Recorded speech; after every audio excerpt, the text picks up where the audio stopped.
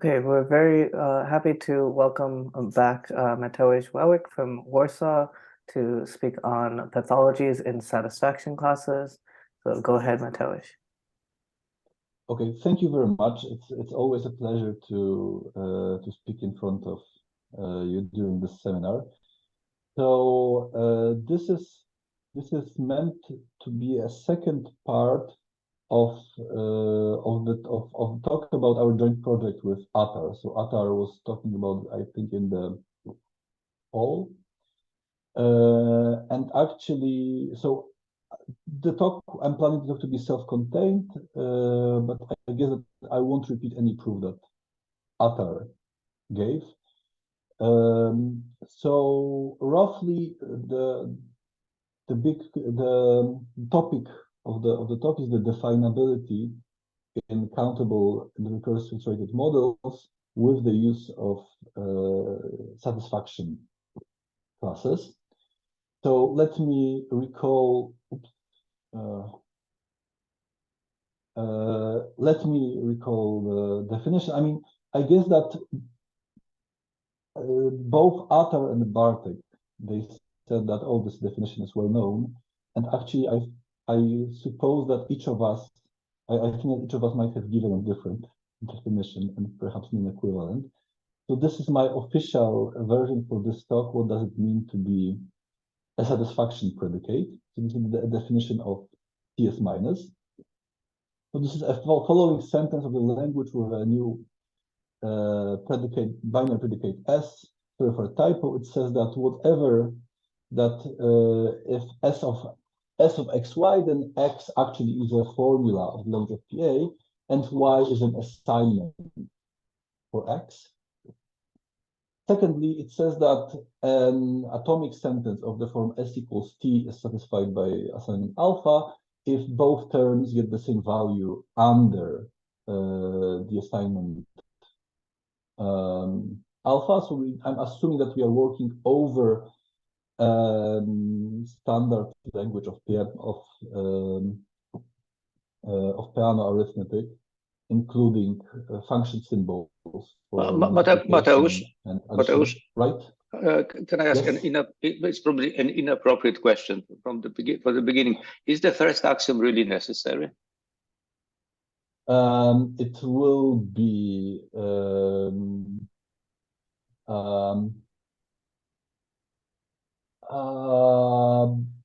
I see that, but maybe in terms of I understand in terms of definability, because you can have the satisfaction class and add some frills to it that will define something that will.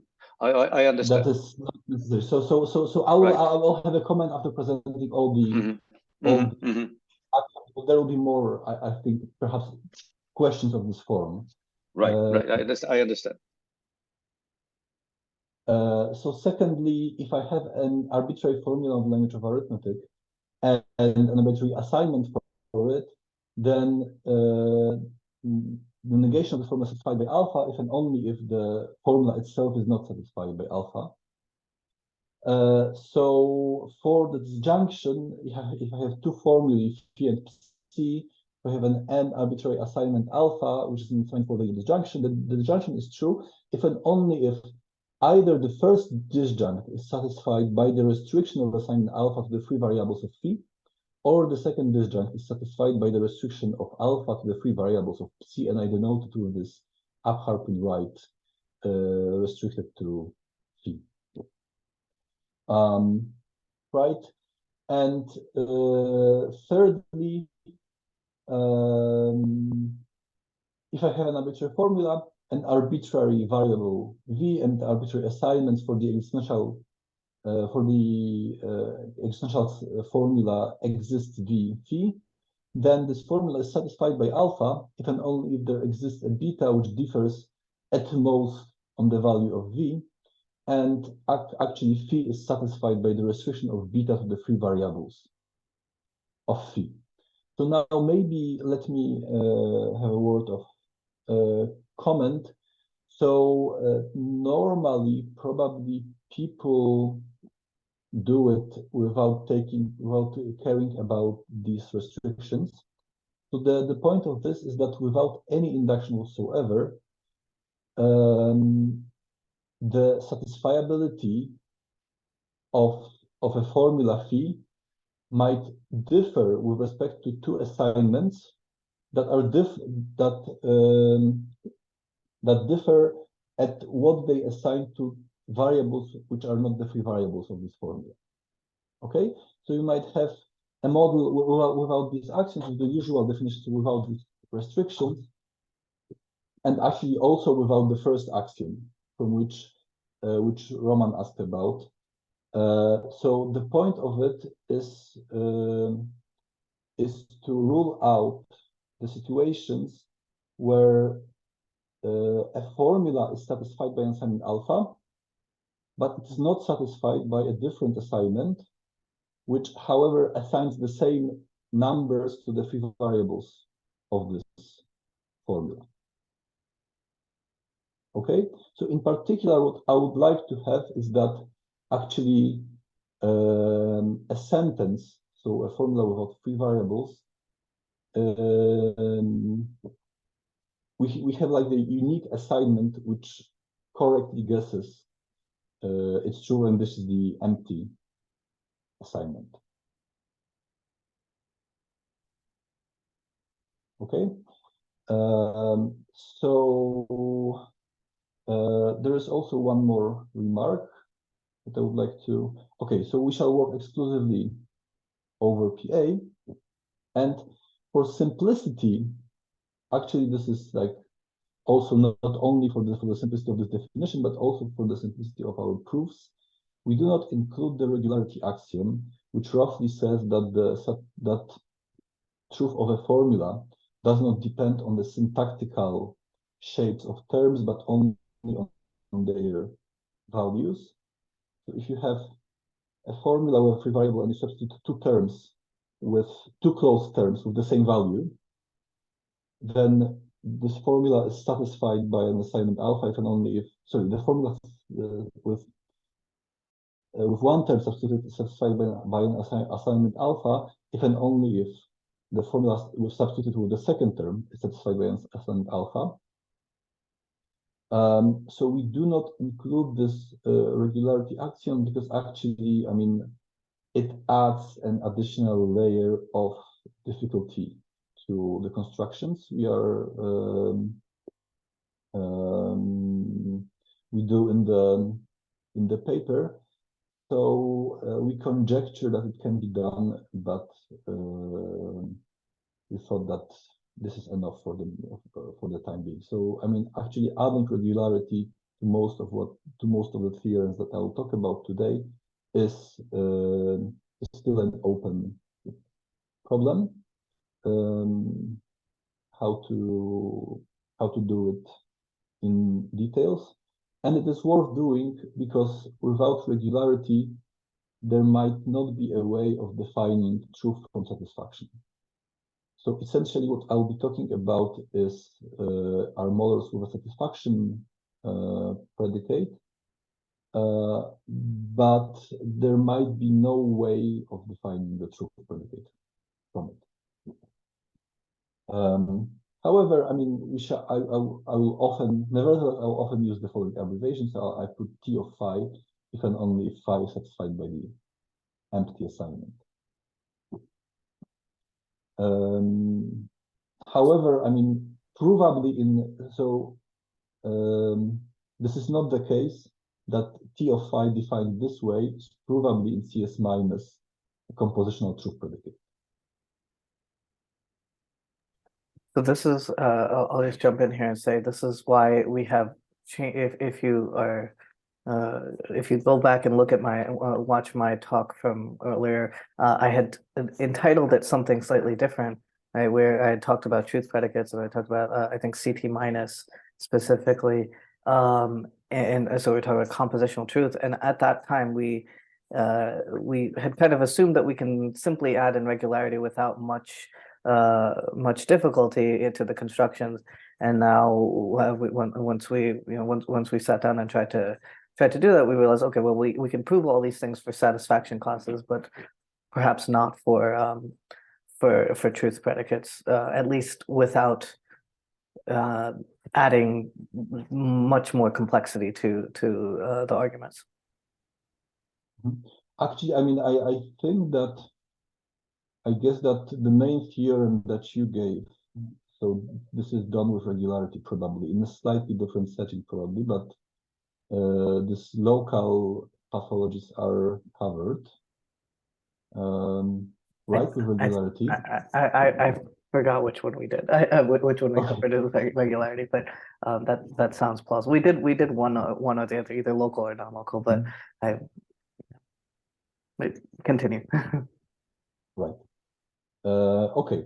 So what do I mean by pathologies? So throughout this talk, I will just keep a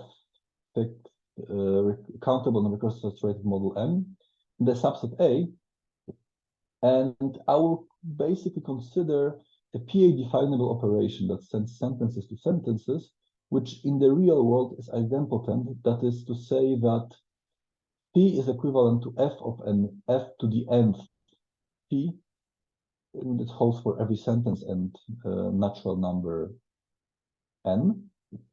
And main questions that we are interested in are the following format. So can we actually characterize the set A and what conditions must the set A satisfy in order for it to be just the set of those elements A of the model M, such that S behaves correctly when F is iterated A times.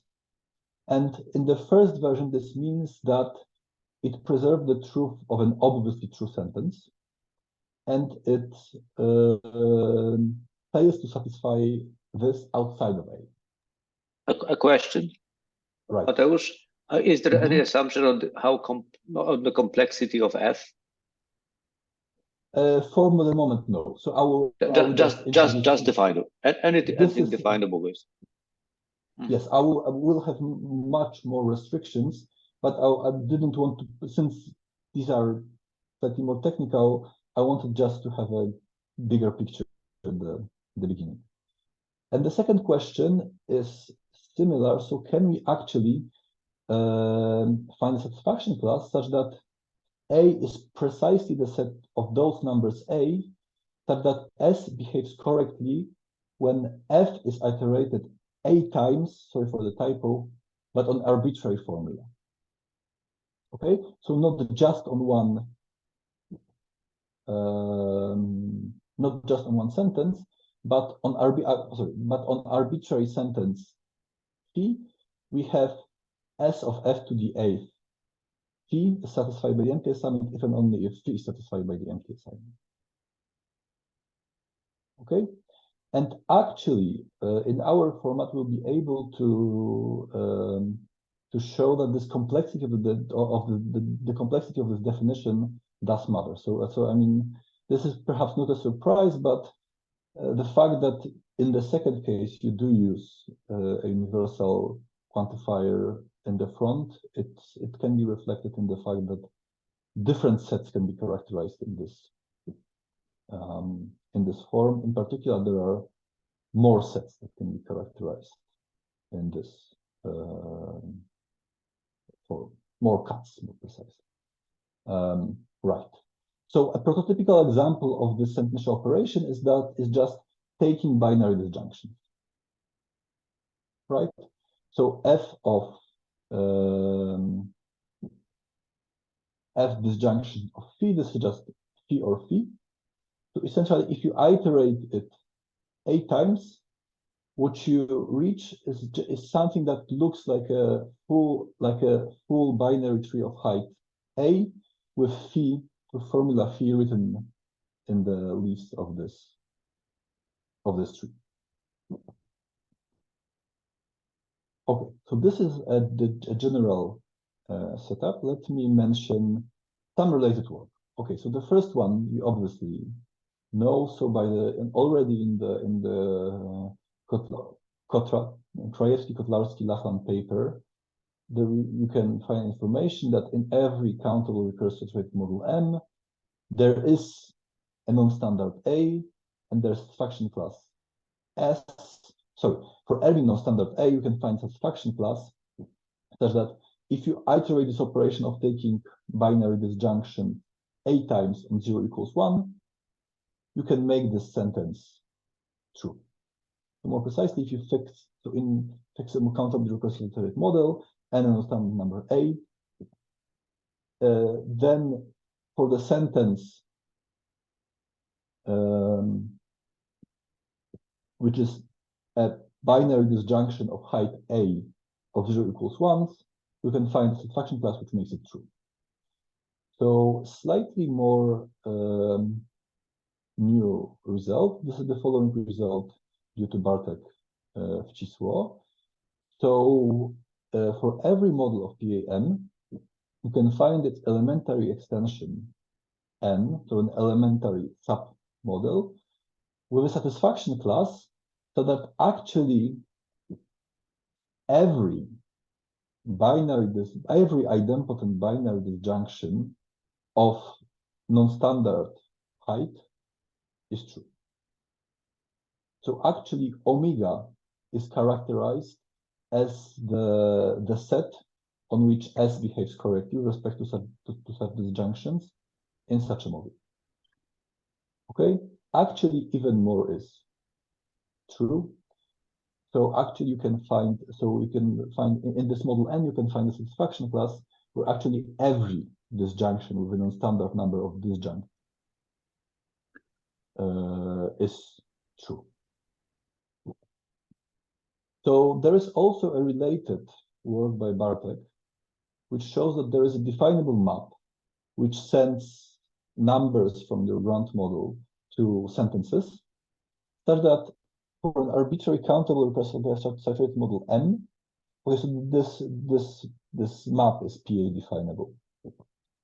And really an arbitrary subset of this model, now really an arbitrary one, can be characterized as the set of those numbers such that quantifier correctness fails on the GA formula. Okay, so if you add a slightly different question, then actually you can characterize an arbitrary subset in the pathological way in this sense. So this is not to say, so the difference between what Bartek showed and what we work on is that here quantifier correctness for numbers in A, quantifier correctness fails at some point, right? And we are interested on whether actually we are more interested in the question, how long can you actually continue this operation of adding quantifiers? For example, this would be our setup. So quantifier correctness says that S commutes with blocks of quantifiers applied to phi of arbitrary length. So in particular, in our project, we'd be interested in the length of these blocks of quantifiers which you can add.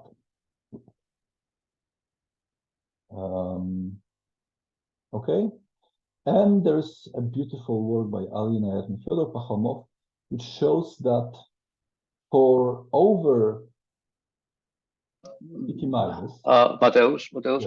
So this is something quite interesting what's happening here. But so you have this definable map that sends numbers to sentences, and but so what about if you had the same sentence for different A's? Sorry, this is injective, right? So this is all right, okay. I mean, yeah, I should have added it. Yes, that's a good point. So actually, you can from G of A you can read A back. So this is so actually this A will be so this set A will be definable from the satisfaction class. Right, but then also the question of maybe of this regularity or something come up, because if you have some non-standard sentences that really the same, but maybe they have a different set of quantifiers, so then it shows that it could happen that no, so syntactically they look the same, but one is about x's and the other one is about some y's, and you can have quantifier correctness for one and not for the other. Okay, so more precise. So I think what this map does, it sends numbers to sentences which does not start with quantifiers. This is one important thing, because then you would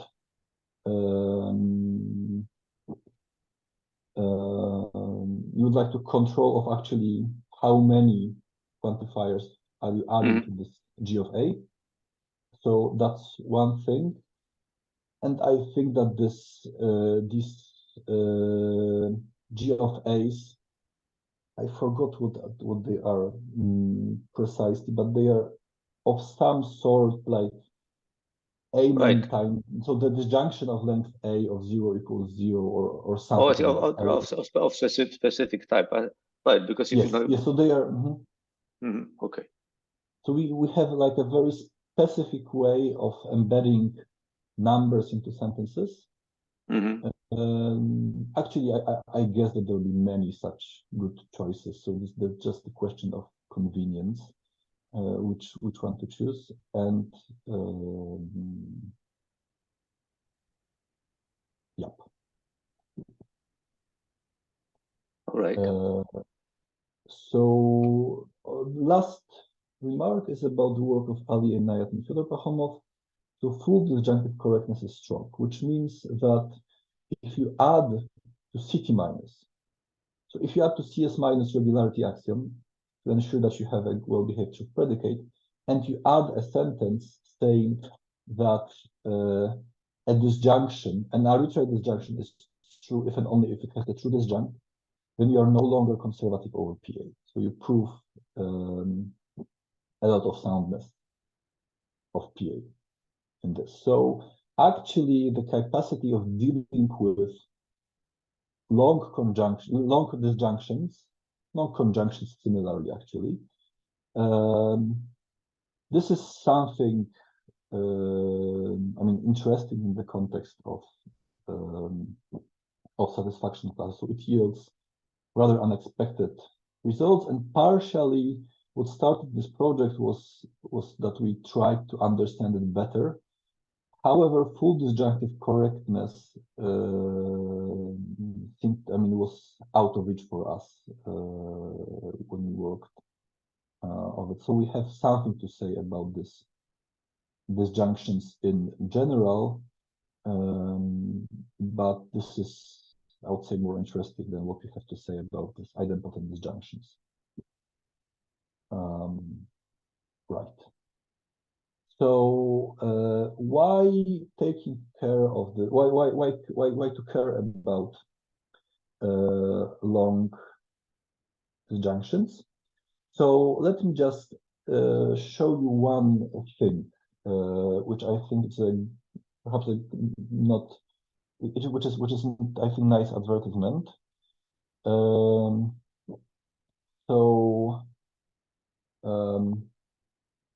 I will just try. So do you now see partially blue screen? Yes.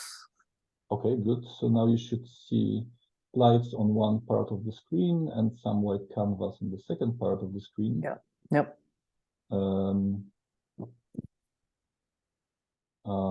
Right. So I'll just put you in here. Right. So there is a theorem due to, I guess, Klinian vote, that every theory can be finitely axiomatized in an extended language, every RE theory. Right? So for every RE theory, with some assumptions on infinite models. So I guess that it must have infinite models. So we shall work exclusively over some weak arithmetic.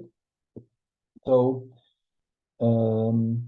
let me show you why does this disjunction help us. So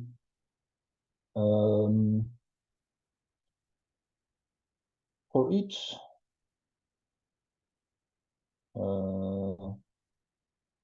t extending EA, there is t prime finite such that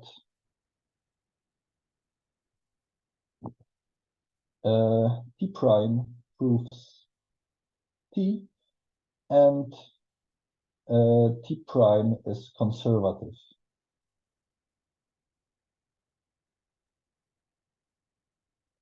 over t, and also obviously t should be RE. I mean, it is implied already by this. So if any t has such a finite extension, then it must be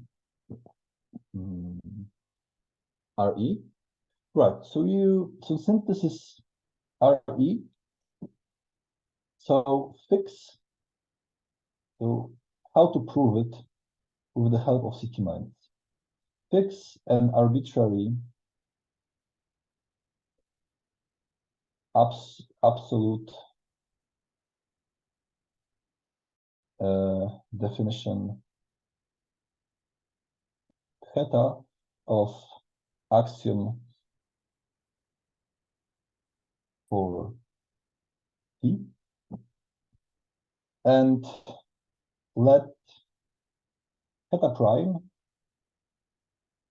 of x be the following formula. So we say there exists y such that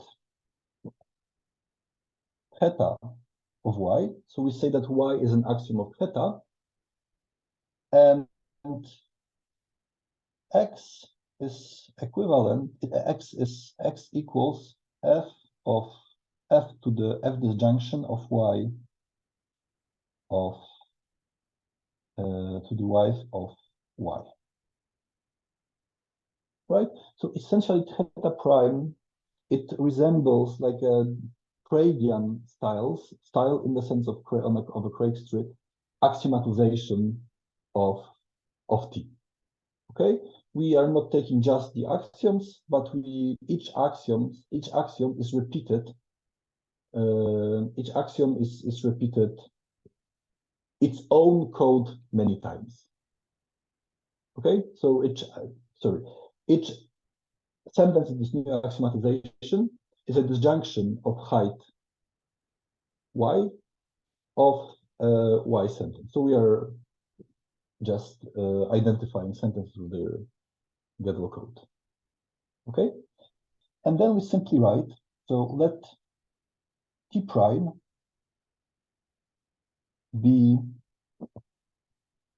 CS minus plus EA plus the sentence saying that for every x, if theta prime of x holds, then S of x empty set.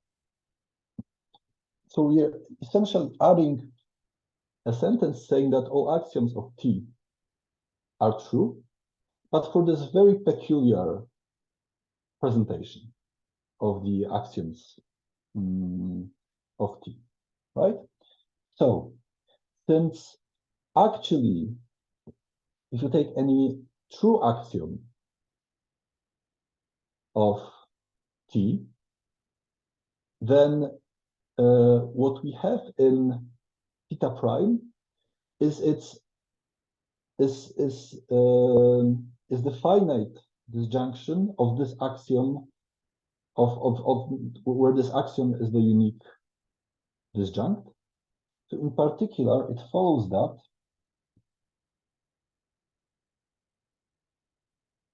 T prime proves T. However, also T prime is conservative over T. Why? So take any model M satisfying T. By Bartek's argument, so Bartek's argument works fine for extensions of EA. There is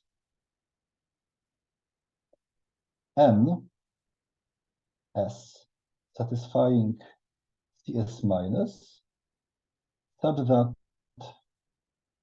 N is an elementary extension of M, and for arbitrary non-standard A in N,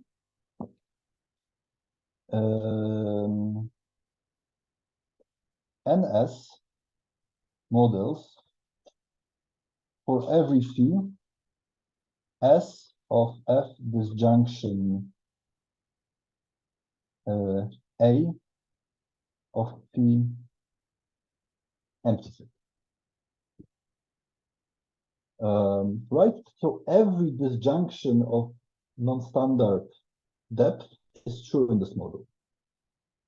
Right? So take to now assume okay, so maybe there. So now I'll show that we show that actually automatically NS satisfies for all x. If theta prime of x, then S of x empty set.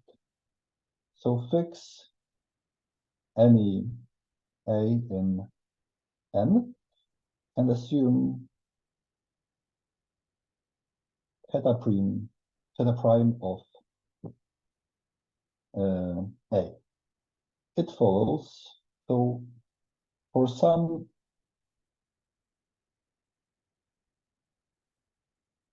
y, I will call it phi right away, such that theta of phi holds,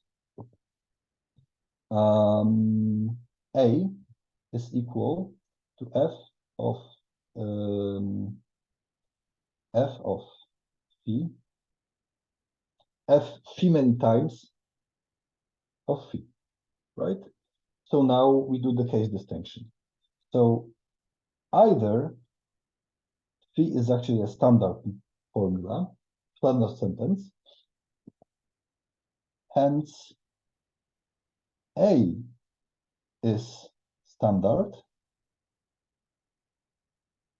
and actually N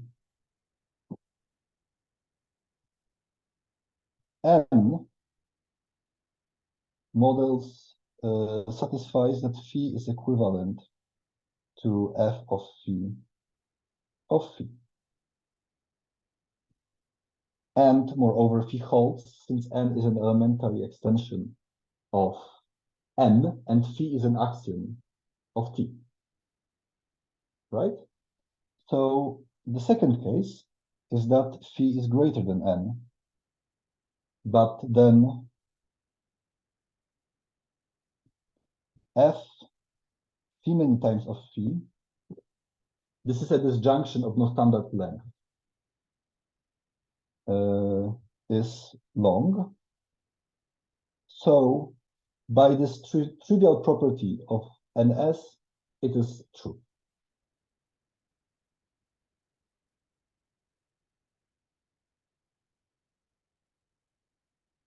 S of A empty set.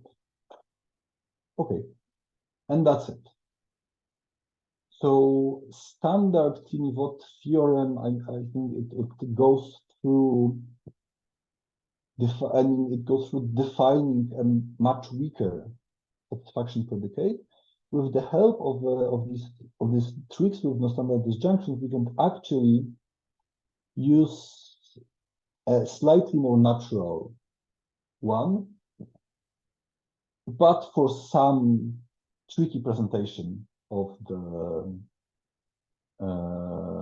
axiom set of this theory T. Okay, are there any questions? Because I mean, this is just the first point.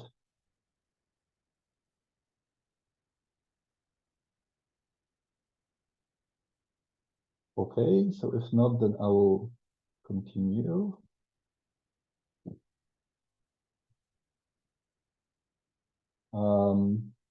Right, so the second thing is that we would like to better understand the interpretability strength of the extension of the CT- compositional truth theory with internal induction.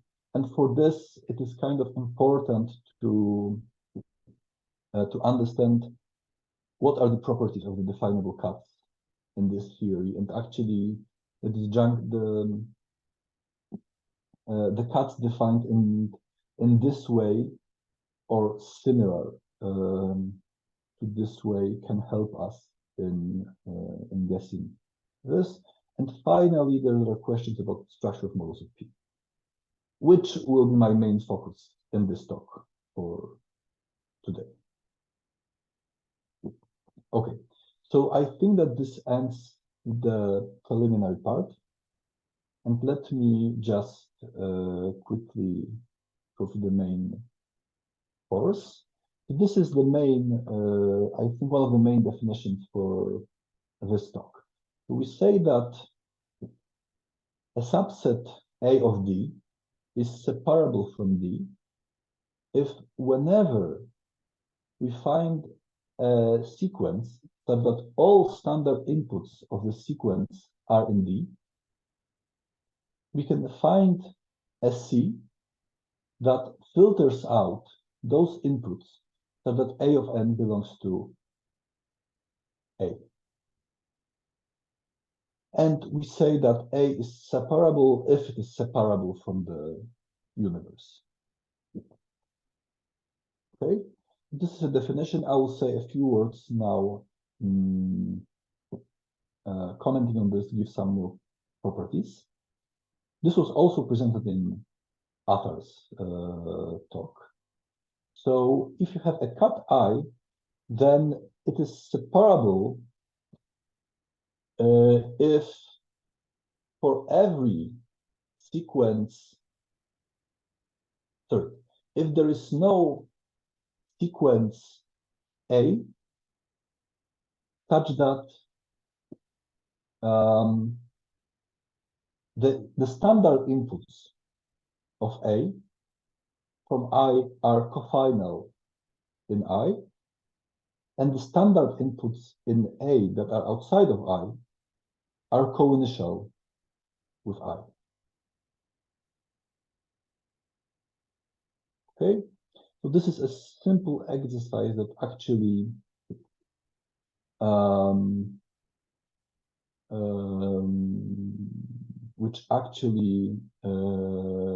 shows that these two definitions for cuts, these two conditions for cuts are equivalent. So the intuition behind this remark is that there is no like omega sequence which mixes both a sequence which is co-initial with I and the sequence which is cofinal, which is cofinal with I and the sequence which is co-initial with I. Right. So please do interrupt me if you have any questions. If there are no questions, then I assume that it is fine and I continue. So Mateusz, let me just interrupt you here to just point out that this this definition or this property was actually comes from Jim Schmerl, And since Jim is here, I want to just Yes, sort of sorry. I acknowledge that this came from some unpublished note that he sent to Ali Inayat, I think back in 2012, and when he was essentially proving sort of similar questions that we were looking at, similar questions that Mateusz is talking about today. Yeah. So I think that what we have in the remark is Jim's original definition. Yes. So we decided to work with this which I officially gave for definition, but they are very easily seen to be equivalent. Okay, so some more properties of these separable cuts, and there will be actually so the first proposition comes from, actually can be read out from Roman's paper, Models with the Omega property. And what they say, so this is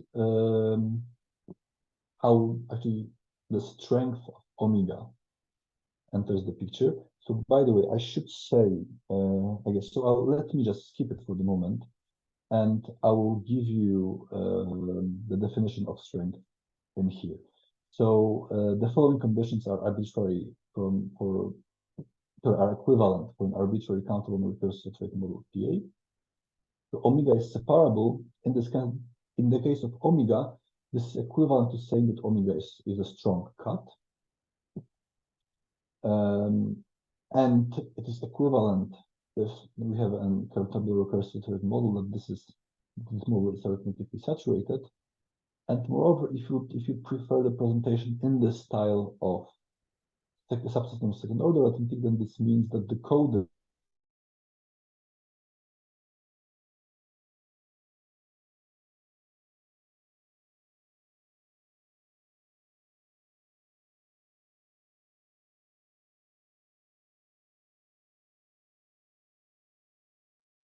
Mateusz, I can't hear you anymore. In this talk is the following one.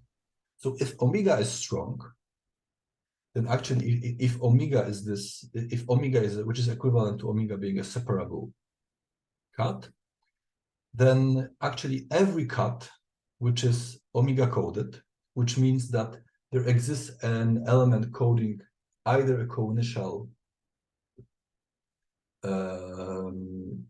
sequence with this cut or a cofinal sequence with this cut is separable. And actually, if omega is not strong, then not only there is an omega coded set which is not separable, actually every omega coded set is not separable. So in the paper Models of the Omega property, this is phrased in terms of this is the same proposition is formulated. I guess the first point is formulated for zero superational cuts. Actually, we can use the same proof for separability. And actually, in this second part,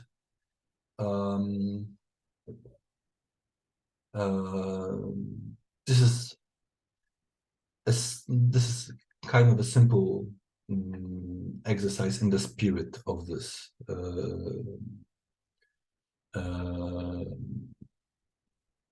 of this proof of the like you okay, so let me just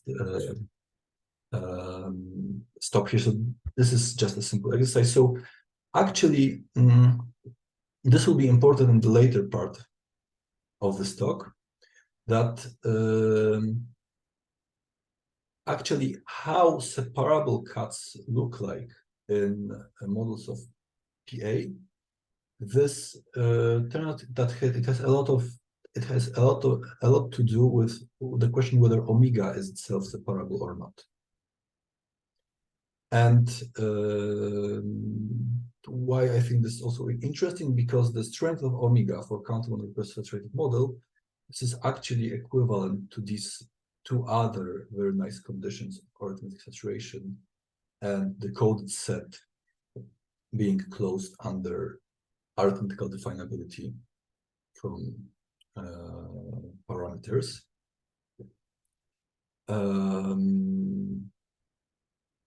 Okay, so I will continue. Please do remember this first proposition, because I'll be using it later on.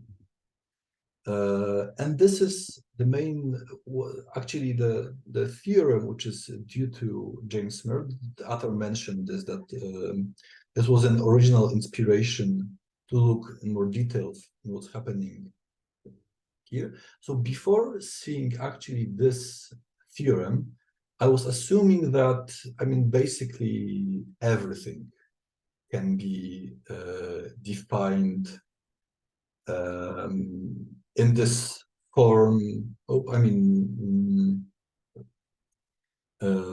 Satisfying some very minimal criteria. It can be that essentially anything can be defined as the set of lengths of those disjunctions on which a satisfaction class behaves correctly. And turns out that this question is much more complex. So in particular, if you have an arbitrary set of sentences, we start with a model with a satisfaction class. You take an arbitrary set of sentences, and if A can be characterized as the set of those elements of D which are true, then actually A must be separable from D. Right? So in a sense, A needs to sit nicely in D, and this is, I guess, also the main one of the main contents of Attar's talk from the fall edition of this seminar.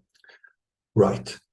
So actually, a quick corollary is that if you consider those disjunctively trivial models which are obtained by Bartek Wcisło, and what happens in there is that actually omega is this set A, for D being the set of all, say, disjunctions, idempotent disjunctions of 0 equals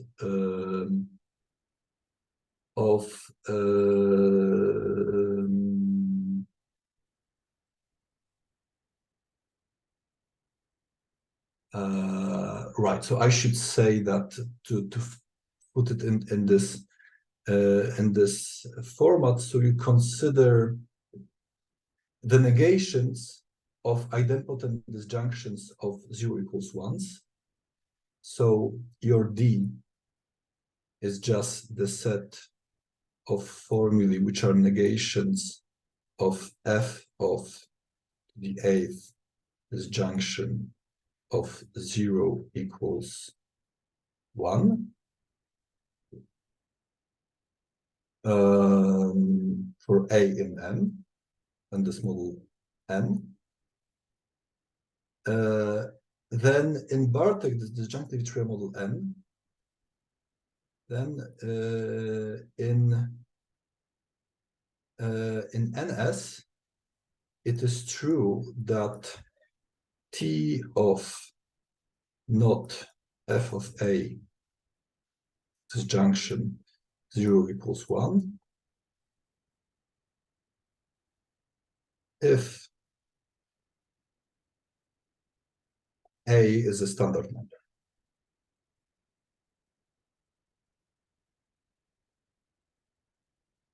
Right?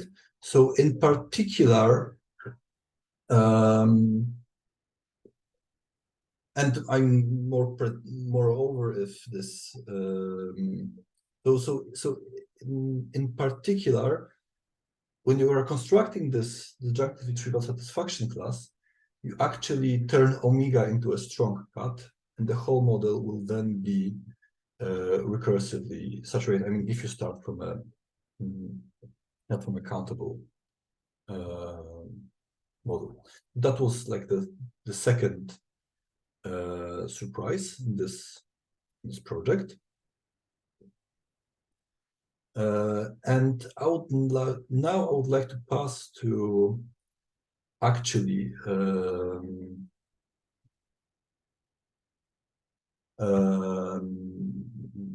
our own input to this story. So we shall consider a particular class of these idempotent operations, which I would like now to introduce. So consider a propositional template phi of PQ. So this means that phi of PQ is a template which uses these two propositional variables, P and Q. And apart from that, conjunction, disjunction, negation, and quantifier over dummy variables, which you treat as additional unary operations. So syntactically, they are just like negation. And we want this phi of PQ to satisfy the following properties. So first of all, phi of PQ really depends on Q. So it is not tautologically equivalent to P. Secondly, the complexity of this template is non-zero.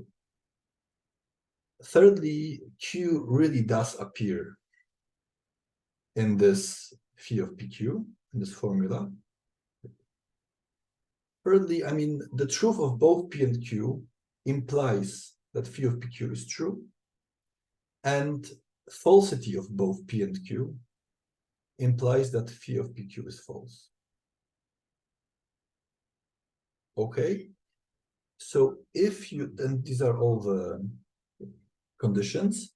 So what are the examples of such formulae? So actually, if you just think about it for a second, then actually you'll be able to see that phi of PQ must be equivalent to one of P or Q, P and Q, or Q.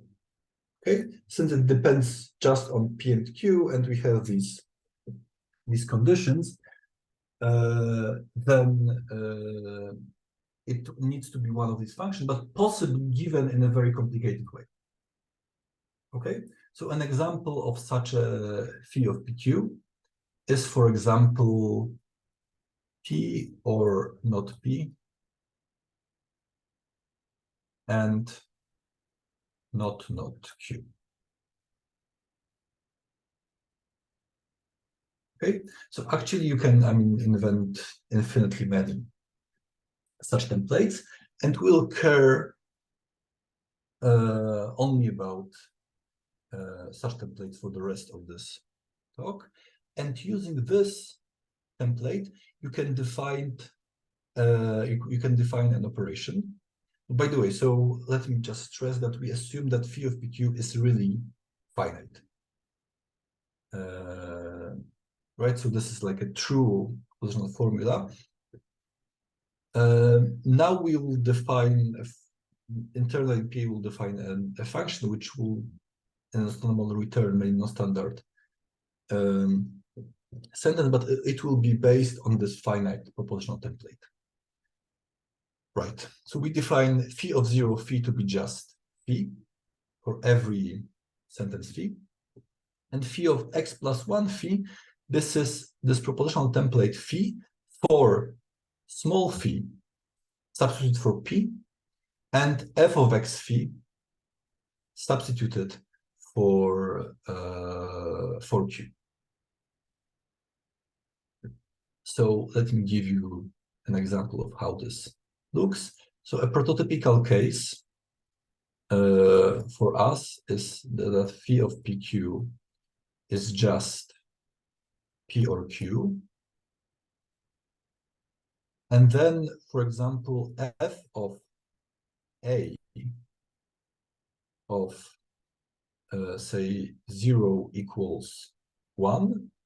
This is a sentence that looks somewhat like it starts with a disjunction, then you have 0 equals 1. And here you have another disjunction, whose left disjunct is 0 equals 1. And here you have like a disjunction whose left disjunct is 0 equals 1. And so on. This is, you repeat this a many times.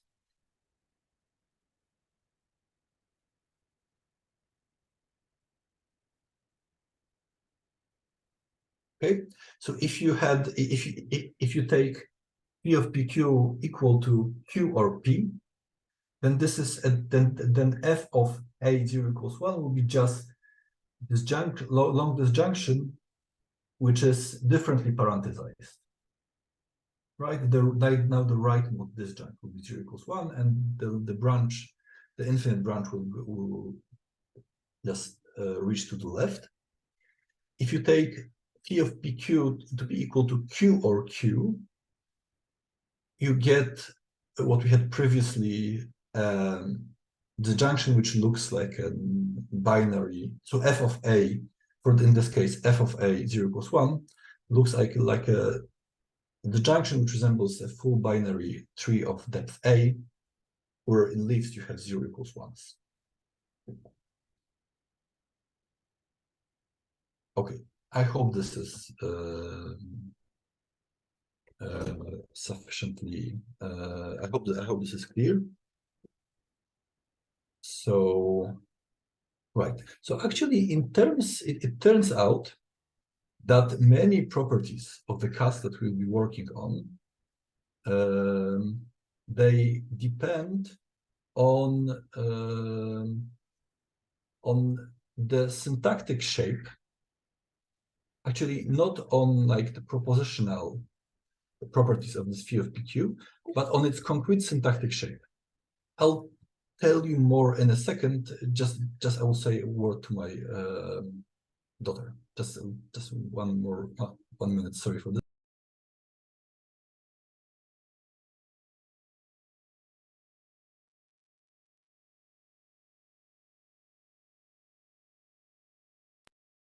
Okay, I'm back. So the syntactic property of phi of PQ is whether actually P appears syntactically in phi of PQ. And if it does, then we call the operator f defined for this phi an accessible operator. The intuition is that you can always access the very sentence in a finite number of steps. You can access the sentence you iterate this f on, and otherwise we call f additive. That will be more clear in a second why this is the case. Or actually, no, actually I'll just write it right now. Why is it the case? So if P does not occur in phi of PQ, then actually by putting G of phi to be equal to phi, okay, so maybe let me put it the other way around.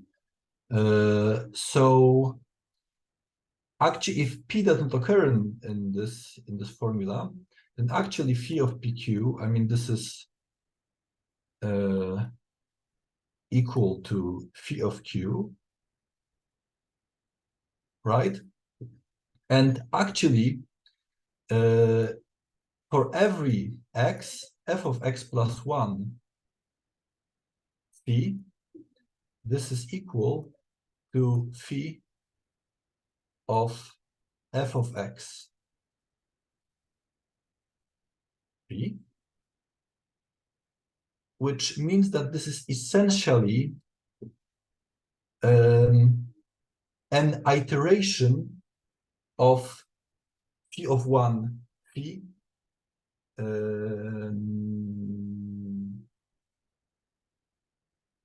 x many times, right? So this is just f of 1 phi iterated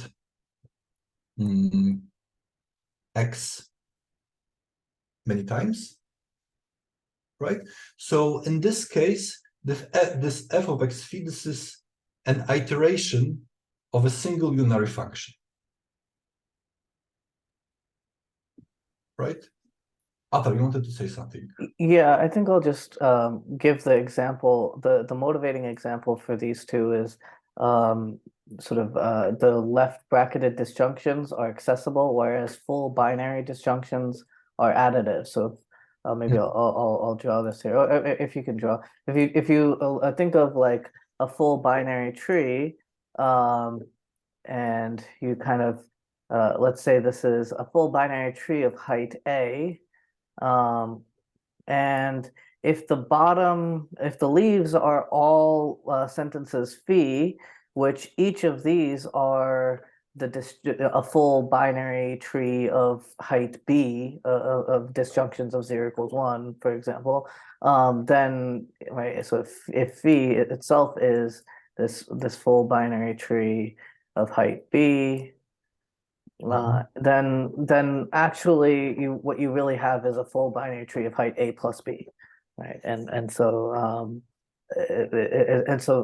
it's very it is inherently additive, and it's not accessible because if A is non-standard, then you can't necessarily see the leaves of this tree, Right. and can't apply the compositional axioms. Thank you very much, Atar. Yeah, so this is indeed the case. So maybe let me also add this this abstract picture. So if f is additive, then actually, I mean, what Atar said is that actually, if you iterate it on a formula phi x plus y many times, then what we have just seen, this is just f of 1 phi iterated x plus y many times. So this is the same as f to the x iterated on f of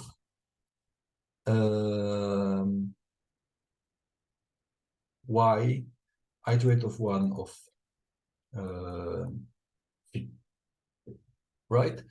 So you actually if you iterate this formula x many times, if you iterate this operation x many times, then you iterate y many times, then this is actually syntactically the same formula as if you iterated it from the very beginning x plus y many times.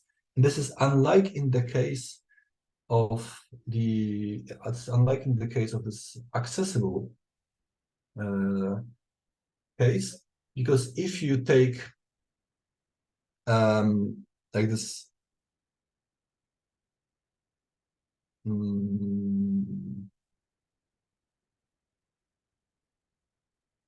okay, maybe I'll just draw it. So just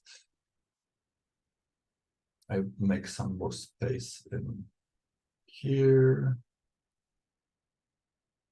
So if you take now phi of PQ to be P or Q, this is accessible because actually P occurs, right? Then F of A of F of B 0 equals 1. For this concrete template, this looks like somewhat like this. So you have a long branch of these junctions of length A, which corresponds to this outermost iteration. And then you have with each actually, and at each node to the left, you have here f of b 0 equals 1, which means that this is once again at this junction of the form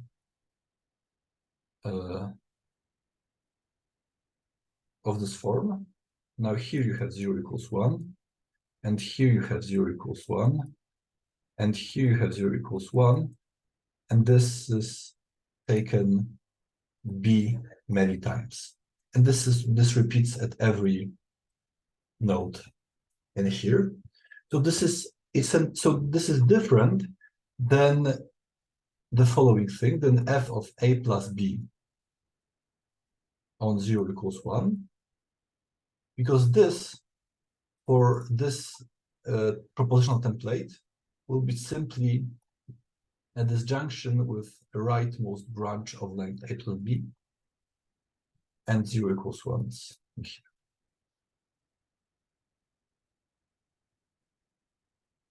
Okay.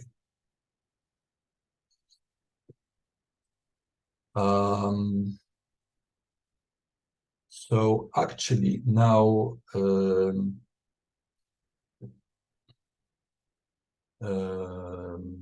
some more properties. Okay, so these are these idempotent sequential operators that we shall care about. And it will turn out that actually the techniques we shall use and the properties of cuts defined in this form, they will depend on whether the propositional template is accessible or additive.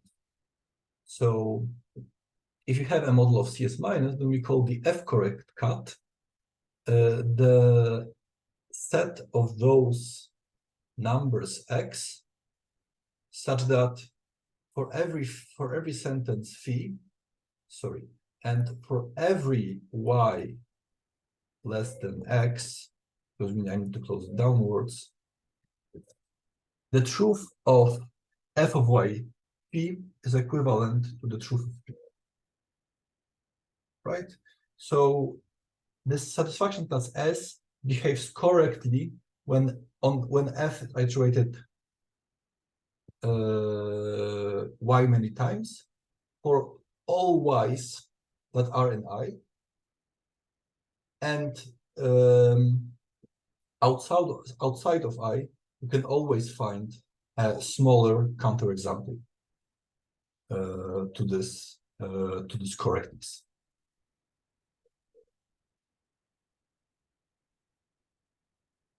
Okay, so straight from the definition and from what I told you, it follows that if f is additive, so p occurs no one, and this f is really an iteration, f of x phi is really an iteration of a single unary function, then the f-correct cut is always closed under addition.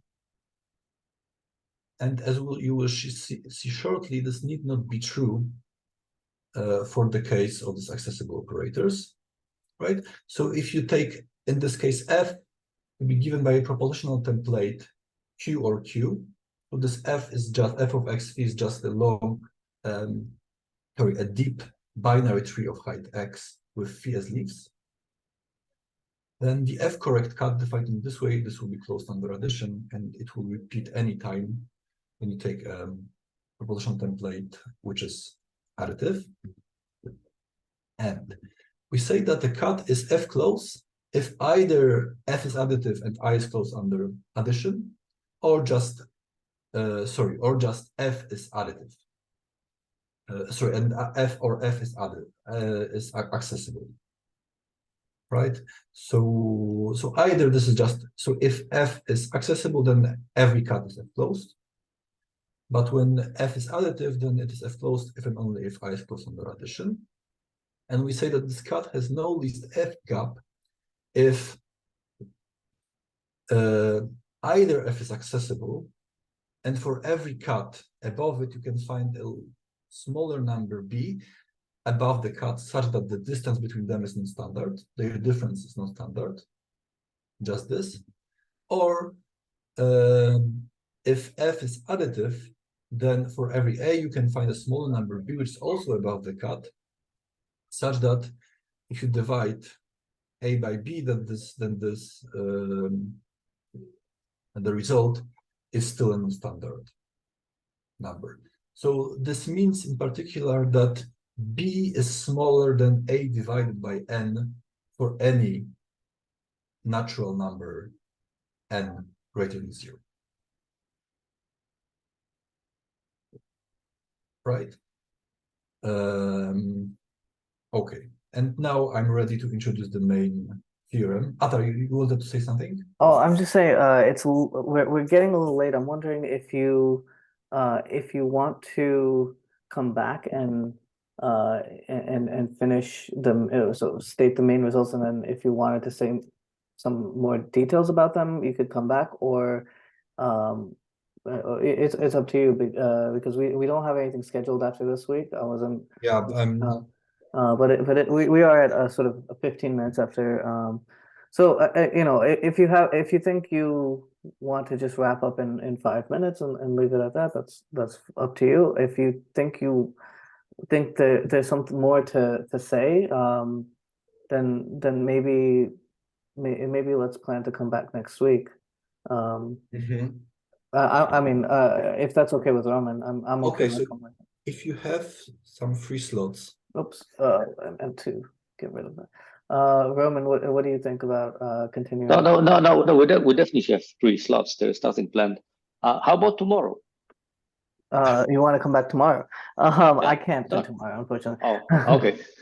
So I mean, sorry. I mean, so this week also. I mean, James Walsh is visiting. No. Also, Okay. and No, it's fine, and it's probably would be good to do it next week. I'm not quite sure if I will be able to participate, but it's not the point. But we'll finish the talk, and it's recorded anyway, so we'll have 2 parts. So let's communicate. Yeah, let's take this offline then, and we'll talk over email. And we can include Vika as well to sort of schedule it. And then so Mateusz, you can state the our main results, and then we'll finish them. So I think that I will just limit myself. I mean, I will limit myself today to stating these main results, and I will give you more proof details next time. Okay. Once again, I apologize for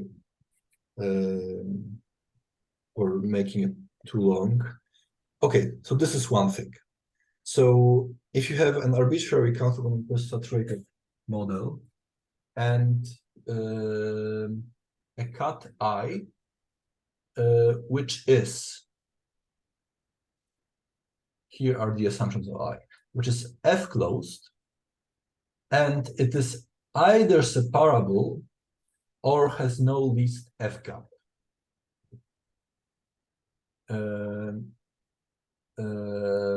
Above it.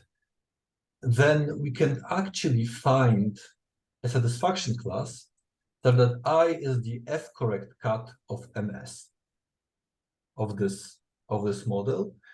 And for this, unfortunately, due to some technical problems, we have this theorem for the moment for phi of PQ of symplectic depth 1. So this means P or Q, Q or Q, P and Q, Q and P, and so on. Okay, which covers like the cases of differently parenthesized disjunctions, differently parenthesized conjunctions, but unfortunately not all of them.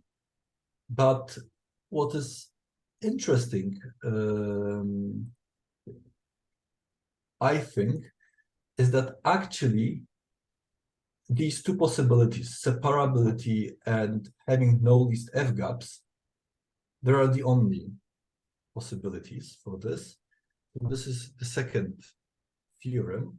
So if we have a countable model and the satisfaction class S, so that MS is by CS minus, and I is the F correct cut, then either it is separable or it has no least Z F gap. Right? So actually, these are just 2 kind of cuts that we can get in this way. And actually, by putting this with some MOPA wisdom from the book, so whether every cut So if you have now an arithmetically saturated model, then by the proportion that I had previously, every cut is either separable or has no least Z gap above it, no least F gap above it, which means that every cut can be the F correct cut. And if M is not arithmetically saturated, then we can always find a cut which is neither separable and has a least F gap, which means that it cannot be the F correct cut for any satisfaction class. Right, so these are the main results, and upon your permission, I will just give the details of these next time. Okay. All right. So let's thank our speaker. So thank you, Mateusz. Thank you very much for listening, asking questions. And you know, we have time for questions if there are any more. So feel free to unmute yourself and go ahead.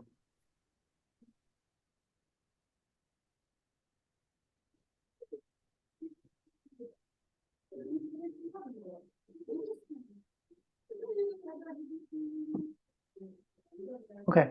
In that case, let's thank Mateusz again, and we will plan to reconvene probably next week. But there will be an email sent out sort of once, you know, and it will be posted on the NY Logic website. So keep your eyes peeled for that. And thank you again, Mateusz. Thank you very much. Thank you. Sorry for not fitting this into this one session. No, it's okay. It was a little bit ambitious, but Yeah. okay, very good.